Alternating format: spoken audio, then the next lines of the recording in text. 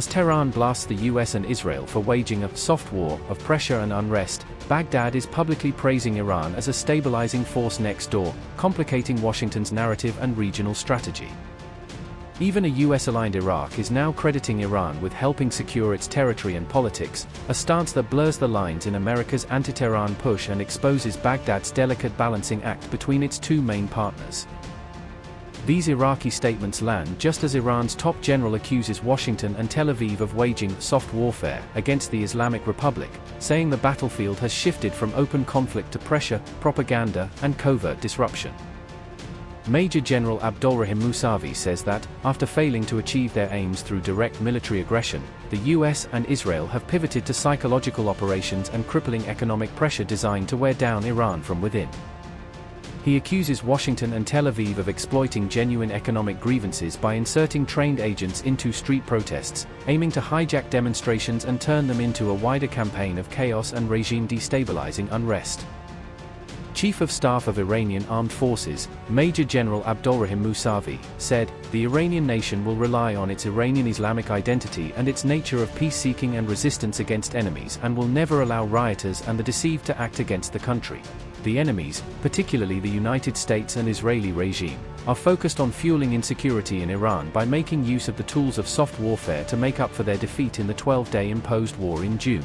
US and Israel turned to soft warfare and economic pressure in a bid to create insecurity and unrest in Iran as a way to compensate for their failure. The US and the Israeli regime hastily and excitedly deployed their trained agents to exploit the protests and disrupt national security and peace.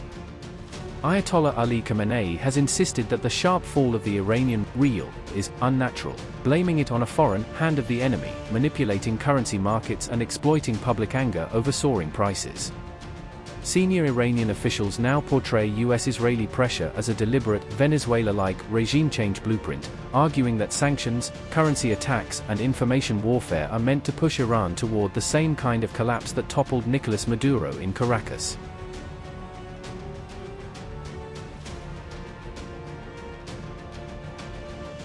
Baghdad has cast Iran's stabilizing role as a political shield, arguing that close ties with Tehran help insulate Iraq from what it portrays as US and Israeli regime change tactics aimed at fragmenting the country's fragile state.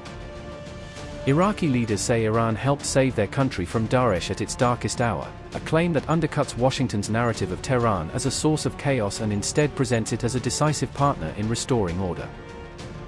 Prime Minister Mohammed Shia al-Sudani has repeatedly stressed that Iranian military and advisory support was pivotal in Iraq's eventual victory over ISIS, crediting Tehran with stepping in when Baghdad's survival was on the line.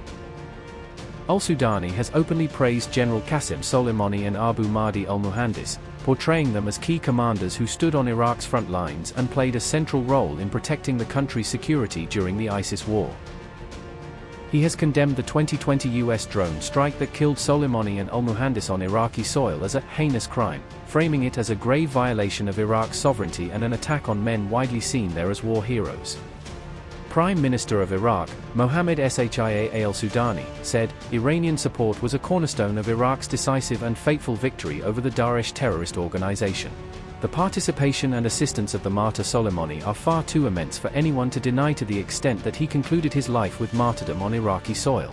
The 2020 US drone strike near Baghdad International Airport was a heinous crime and a blatant violation of national sovereignty. The attack occurred in a civilian area protected by international law, and Iraq's religious authorities had characterized the strike as brutal aggression."